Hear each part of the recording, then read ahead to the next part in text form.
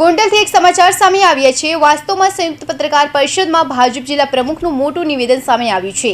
ભાજપ જિલ્લા પ્રમુખ અલ્પેશ ઢોલરિયાએ કહ્યું કે ગોંડલની સીટ પરથી ગણેશ જાડેજા જ ધારાસભ્ય બનશે। આ સાથે તેમણે કહ્યું કે કોઈએ ગોંડલની બેઠક માટે લાડ ટપકાવવાની નથી।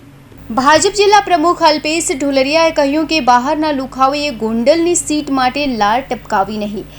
જયરાજસિંહ જાડેજા અમારા બાપ સમાન છે અને ગોંડલની સીટ પરથી ગણેશ જાડેજા જ ધારાસભ્ય બનશે।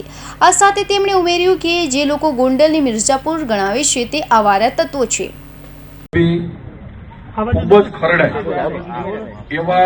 ખૂબ બધે મીડિયામાં લોકો જેને મોઢામાંથી લાળ ટપકતી હોય, જેને ગોંડલની ઊંડેથી સીટ દેખાતી હોય, એને બહુ દૂર દૂરથી અહીંયા કીધું છે 30 વર્ષ આગવાના છે અને હજી જેને લાડ ટપકે ને કહી દઉં છું કે અહીંયા સીટ ઉપર કોઈ બહારના નજર ન કરતા અહીંયા અમારો ગણેશ તૈયાર છે અને એને અમે પટેલ સમાજ અહીં ખંભે બેહારીને ધારાસભ્ય બનાવવાના છે ભાઈ। એટલે કોઈ એમમાં બહારના લોકો રહેવાનું નથી ભાઈ। તમે મીડિયા સામે કયો આપણે બધા એક છે? આપણા વચ્ચે કોઈ વિવાદ છે?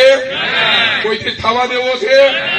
અમે બધા ભાઈની જેમ રહી છીએ, રહેવાના છે। એટલે બહારના જે લુખાઓને અહીંયા ગુંડાગીરી દેખાતી હોય ને એને અજયણા આવીને અહીંયા પૂછજો અમને।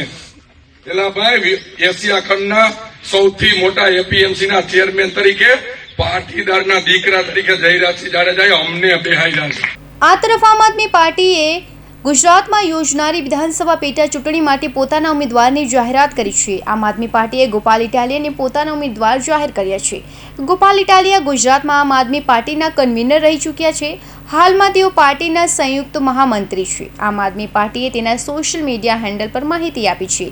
એવું કહેવામાં આવ્યું છે કે ગોપાલ ઇટાલિયાને વિધાનસભા મત વિસ્તાર નંબર 27 એટલે કે બિસાવદરથી ઉમેદવાર જાહેર કરવામાં આવ્યા છે। નોંધનીય છે કે ચૂંટણી પંચે હજુ ચૂંટણી માટે તારીખ જાહેર નથી કરી।